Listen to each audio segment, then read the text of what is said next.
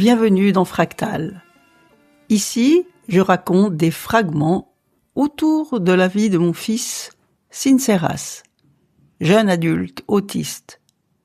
Des scènes simples, des détails parfois minuscules et tout un monde qui apparaît autrement. Parce qu'entre répétition, écho, silence et lien, il y a une manière singulière d'habiter la vie. Je suis sa mère. Et je vous invite, fragment après fragment, à entrer dans cette rencontre.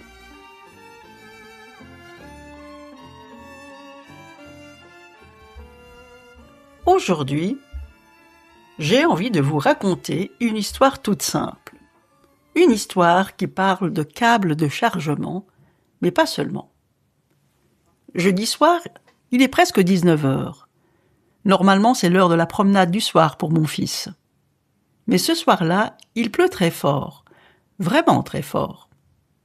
Alors j'essaye de lui expliquer qu'il est préférable de ne pas sortir, que parfois, quand la pluie est trop violente, il faut renoncer. Je vais même jusqu'à ouvrir la fenêtre pour qu'il entende par lui-même le bruit de l'averse, pour qu'il sente que ce n'est pas juste moi qui décide arbitrairement. Il me dit « oui ». Mais avec le temps, j'ai appris que certains « oui » ne veulent pas forcément dire « j'ai compris » ou « je suis d'accord ». Parfois, ils veulent juste dire « je veux que cette conversation s'arrête ». Et en effet, à 20h25, il rentre de sa promenade. Trempé, bien sûr, mais content.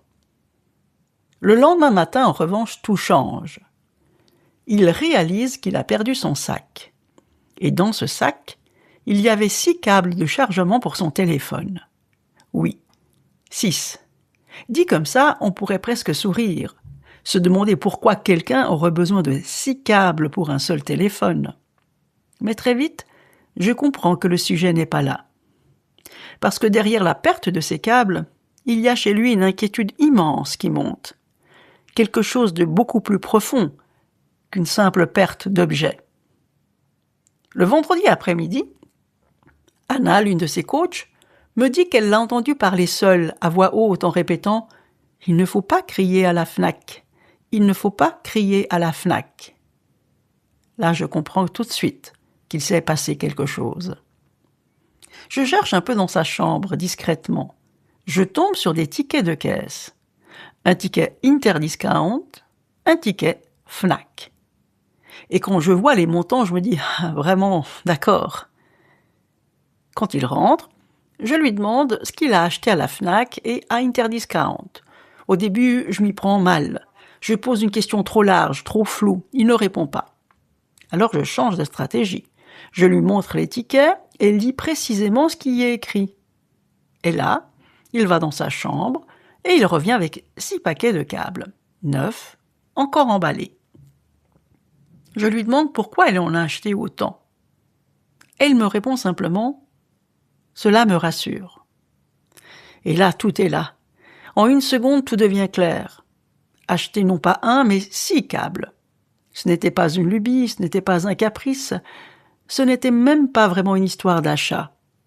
C'était une tentative de revenir à l'équilibre, de faire redescendre l'inquiétude, de remettre du connu, du prévisible, du sûr, là où quelque chose en lui s'était effondré. Petit à petit, je reconstitue avec lui la scène de la veille, le fameux jeudi pluvieux. Pendant ces promenades du soir, mon fils a ses rituels. Toujours les mêmes gestes, les mêmes étapes, les mêmes repères. Généralement, il ouvre sa sacoche, prend son petit sac de câbles, en choisit un, branche son téléphone à sa batterie externe. Pour nous, souvent, ces gestes sont insignifiants. Pour lui, c'est un point d'appui. Et ce soir-là, sous la pluie battante, il a sans doute accéléré les gestes. Le petit sac a probablement dû glisser sans qu'il s'en rende compte. Alors, le lendemain matin, lorsqu'il s'en est rendu compte, il a fait exactement ce qu'on lui a appris à faire depuis des années. Faire une fiche de résolution de problème. Son raisonnement, au fond, a été limpide. Je n'ai plus mes câbles, ça m'inquiète, je prends de l'argent, je vais au magasin, j'achète des câbles, je règle le problème et je suis rassuré. Honnêtement, Quand on regarde ça de près, ce n'est pas incohérent du tout. C'est même très logique.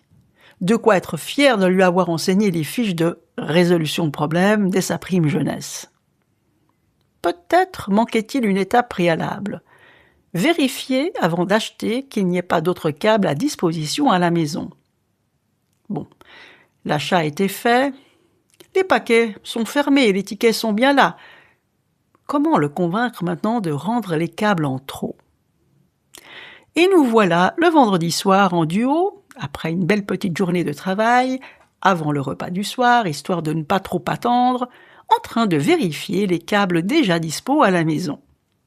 Opération triage, car en réalité des câbles, il y en avait déjà beaucoup à la maison. Mais ils étaient mélangés, emmêlés, entassés dans un tiroir. Et là, j'ai compris quelque chose d'essentiel.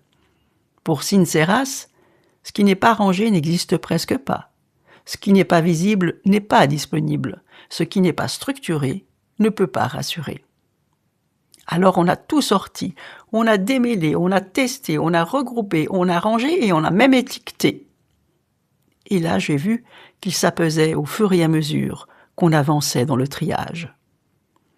Parce qu'il avait besoin de retrouver, ce n'était pas simplement des objets. C'était une sensation d'ordre, une sensation de maîtrise, une sensation de continuité.